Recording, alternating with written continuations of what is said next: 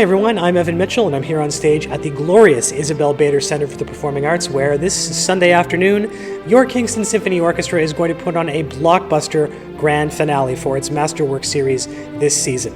I think we've saved the best for last, and we have certainly saved the biggest for last. This is going to be the largest ensemble we've had on stage all year, and it's in service of a truly fabulous concert that celebrates all things dance. So, of course, there's no better way to kick off a concert devoted to the music of dance than with a beautiful waltz, this one courtesy of Franz Lehár, his Gold and Silver Waltz. And this was a piece that was commissioned by a Viennese princess who asked the esteemed operetta writer Franz Lehár to write her a piece that would be light and delightful to dance to at her Gold and Silver Ball. And sure enough, this was a huge hit. It's become a concert favorite ever since. I think this is truly one of the best waltzes ever written. It's right up there with anything that Strauss wrote. It's just clean, beautiful, incredibly orchestrated, and just a great deal of fun for everyone. Next up, we have Leonard Bernstein's Symphonic Dances from West Side Story.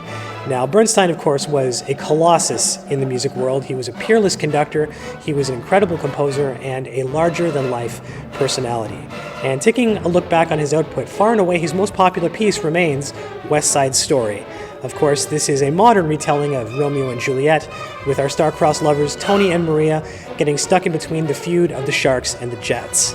Now, the original Broadway West Side Story was orchestrated using a pit band, and so Leonard Bernstein always looked back on that and said, gee, I wish we could get some more of the orchestral colors in this piece. And so there was an opportunity for him to write a suite of dances around the tunes from West Side Story, and he jumped on it. So this is, of course, a purely orchestral composition with all of the major moments in the plot of West Side Story told in the vein of dances. We have a cha-cha-cha, we have a foxtrot, we have some balletic sequences, and of course, all of the amazing melodies from Bernstein's classic. It's going to be such a blast to play.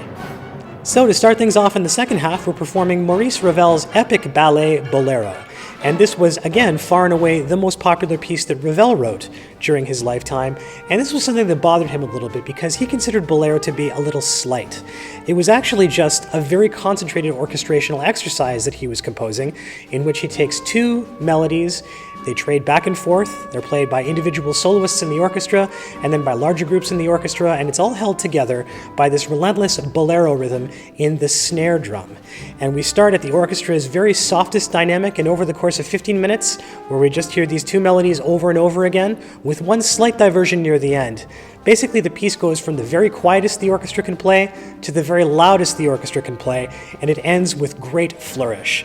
It's actually a spectacular piece in my mind, and it's an audience experience like no other. Last but certainly not least, we are finishing off this concert and indeed our Masterworks series for this year with Stravinsky's Firebird. This is music pulled from the ballet which started it all for Igor Stravinsky, which took him from a relative unknown composer to the very heights of compositional superstardom.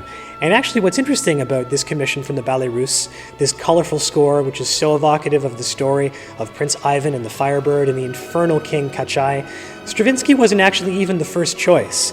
He was an emergency second stringer pulled in at the last minute to put together this score after the original composer bailed on the opportunity to write this score for the Ballet Russe. And so it was the beginning of an incredible collaboration with Stravinsky and the Ballet Russe, and of course it was the beginning of an amazing career for Stravinsky. And deservedly so. This piece, again, is beyond everything so colorful and so inventive. It's truly incredible. It's one of the great live musical experiences you can have, and the finale of this piece, the very ending, which again will end not only this concert but our entire Masterworks series, is the most powerful ending in the orchestral repertoire, in my opinion. It's just such a blast. So I wanted to finish off this video, our last dress rehearsal video of the season, with a heartfelt thank you from all of us at the Kingston Symphony to you, our audience members, who have helped us have a truly red-letter series. Our Masterworks series this year was sold out from top to bottom. All 6 concerts sold out, in addition to 2 sold-out performances of Beethoven's Ninth Symphony. And for that support, we cannot thank you enough. So we have one more stupendous concert for you this season in our Masterworks series, and we're already looking forward to Masterworks for 2016-2017. But in the meantime, I'm looking forward to seeing you on Sunday.